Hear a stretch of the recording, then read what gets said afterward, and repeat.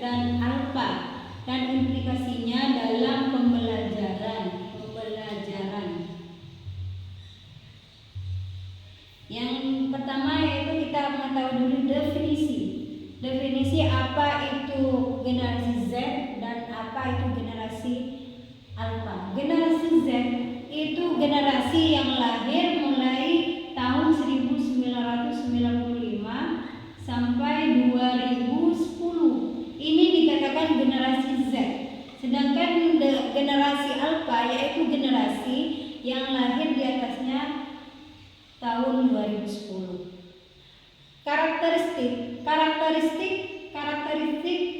generasi ini, generasi Z dan alfa, itu merupakan generasi dengan mobilitas digital yang cukup tinggi.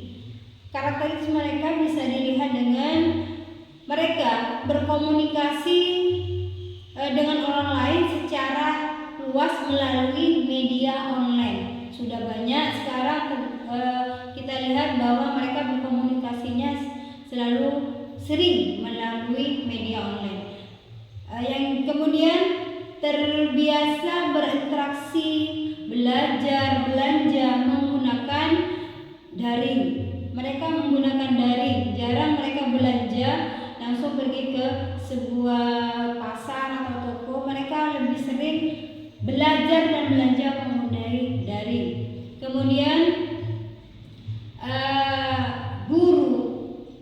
tugas guru dan orang tua harus memberikan pemahaman kepada peserta didik tentang konten mana, karena perkembangan tersebut, maka kewajiban guru dan orang tua memberikan pemahaman kepada mereka bahwa mana konten yang positif, mana konten yang negatif, seperti itu.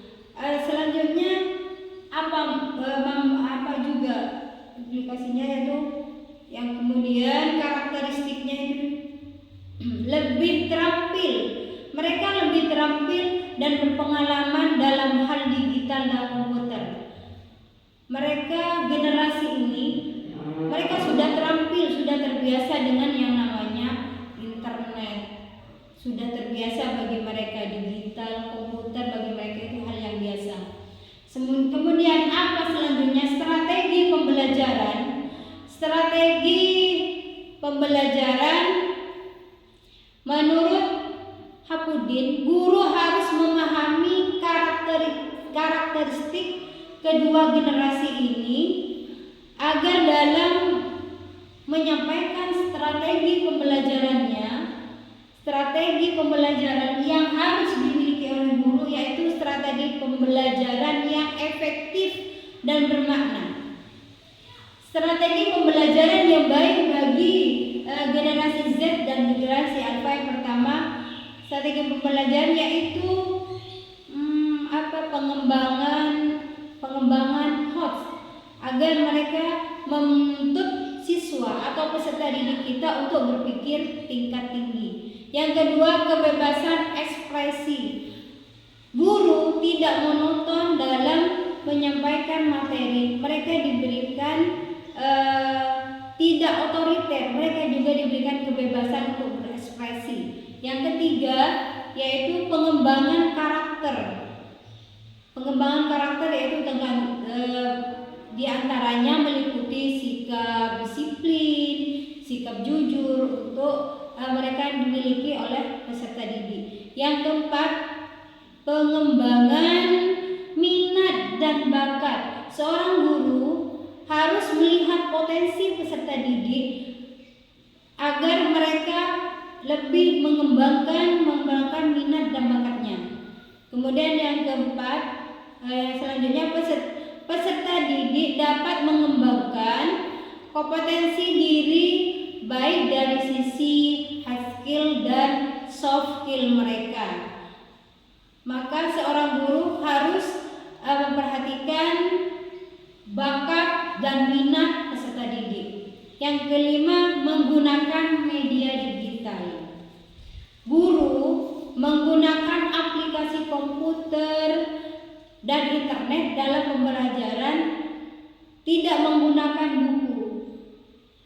Maksud seorang guru tidak hanya menggunakan dalam menyampaikan strategi pembelajarannya, dalam menyampaikan pembelajaran di kelas, tidak hanya monoton kepada buku pembelajarannya saja, akan tetapi guru harus sudah menggunakan aplikasi komputer dan internet agar mereka lebih fresh, lebih semangat, lebih aktif dan menyenangkan, yang dijadikan bukan hanya buku saja yang dijadikan sebagai sumber belajar. Namun guru harus memperhatikan metode apa yang akan disampaikan, materi apa yang akan disampaikan, atau materi pembelajaran yang akan disampaikan sesuai dengan karakteristik mereka, agar mereka itu bersemangat, tidak loyo dalam menerima pembelajaran dari guru. Mungkin hanya itu yang dapat kami sampaikan dari resume KB4 tentang karakteristik generasi Z dan Alpha dan implikasinya dalam pembelajaran. Akhirnya dari kami, wassalamualaikum warahmatullahi wabarakatuh.